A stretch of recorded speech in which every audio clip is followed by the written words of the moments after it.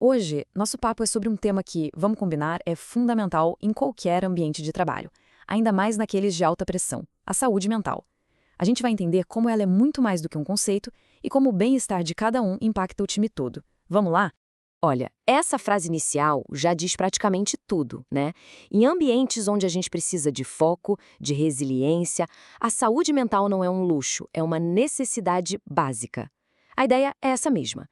Segurança emocional e segurança física andam de mãos dadas. Uma não se sustenta sem a outra.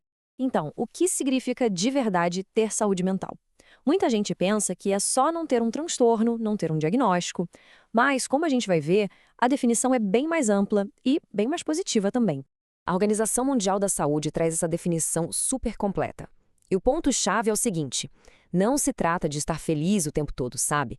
Se trata de ter ferramentas para lidar com os desafios do dia a dia, reconhecer as próprias emoções e, claro, saber a hora de buscar apoio.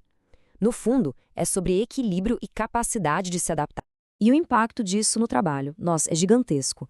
De um lado, um ambiente que cuida da saúde mental das pessoas acaba impulsionando a criatividade, a produtividade. Por outro lado, quando isso é negligenciado, o que aparece é o esgotamento, os erros e até o tal do presentismo. Sabe o que é? É quando a pessoa está ali de corpo presente, mas a cabeça, a energia estão em outro lugar. Fica bem claro que os riscos são altos para todo mundo. Certo. Agora que a gente já entendeu a importância, vamos dar uma olhada nos fatores que, na prática, desafiam o nosso bem-estar no dia a dia profissional. Essa é uma pergunta que vale a pena a gente se fazer. Quais são aquelas fontes de pressão que mais pesam na nossa saúde mental? Se a gente for analisar, existem alguns estressores que são bem comuns na maioria dos lugares. E aqui estão alguns deles.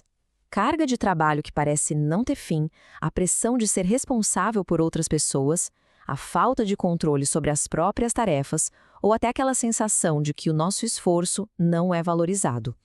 Quando essas coisas se tornam rotina, elas vão minando a resiliência de qualquer um. E como a gente pode perceber que alguma coisa não vai bem? Esse ponto aqui é crucial. Os sinais podem aparecer na gente, como uma mudança no sono, um cansaço que não passa, ou podem aparecer nos colegas, que de repente se isolam ou começam a cometer erros que não são comuns. É muito importante lembrar que esses sinais, muitas vezes, são pedidos de ajuda silenciosos. Ok, já identificamos os problemas. Agora vamos para a parte mais importante: as soluções. Como é que a gente pode ativamente construir o nosso bem-estar e o de quem está ao nosso redor? No nível individual, as estratégias são bem práticas e acessíveis. Coisas como fazer pequenas pausas para respirar fundo, aprender a dizer não para respeitar os próprios limites e garantir um tempo para se cuidar. Por exemplo, desligar as notificações do trabalho fora do horário. Parece simples, mas o poder disso é enorme. Mas atenção! A responsabilidade não pode ser só nossa, individualmente. As empresas têm um papel central nisso tudo. E vai desde criar um ambiente seguro, onde as pessoas se sintam à vontade para falar, até treinar as lideranças para serem um ponto de apoio. Liderar pelo exemplo aqui faz toda a diferença. Agora vamos falar de um ponto que para muita gente ainda é um tabu: o ato de procurar ajuda profissional. E essa é uma dúvida super comum. Como saber se o que estamos sentindo é só uma fase ruim ou se é um sinal de que precisamos de um suporte mais estruturado? Os especialistas dão algumas pistas bem claras. Se sintomas como tristeza ou ansiedade continuam por muito tempo e começam a atrapalhar o dia a dia, ou se aparecem aqueles sentimentos de desesperança, o ideal é não esperar a situação piorar. Esse é o momento de agir. Essa frase aqui resume a mensagem principal de forma brilhante.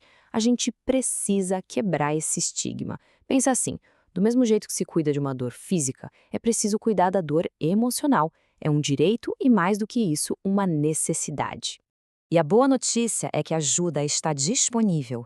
Existem recursos públicos como os SAPs, serviços gratuitos e anônimos como o CVV no número 188 e também a cobertura que muitos planos de saúde oferecem. O mais importante é saber que existem caminhos e que ninguém precisa passar por isso sem apoio. Para a gente concluir, vamos amarrar todas essas ideias. O caminho que se desenha é a construção de uma nova cultura dentro do ambiente de trabalho. No final das contas, a ideia é essa. Tudo funciona como um sistema de engrenagens. É uma responsabilidade compartilhada, que começa com cada um de nós, passa pela liderança e se fortalece com as políticas da empresa. Cada peça é um agente de mudança. E a gente termina com essa provocação. Talvez o primeiro passo seja simplesmente começar uma conversa. Olhar para o colega com um pouco mais de empatia ou praticar um pequeno ato de autocuidado hoje mesmo. A construção de uma cultura de cuidado começa com uma única ação. Qual seria essa primeira ação? Fica a reflexão.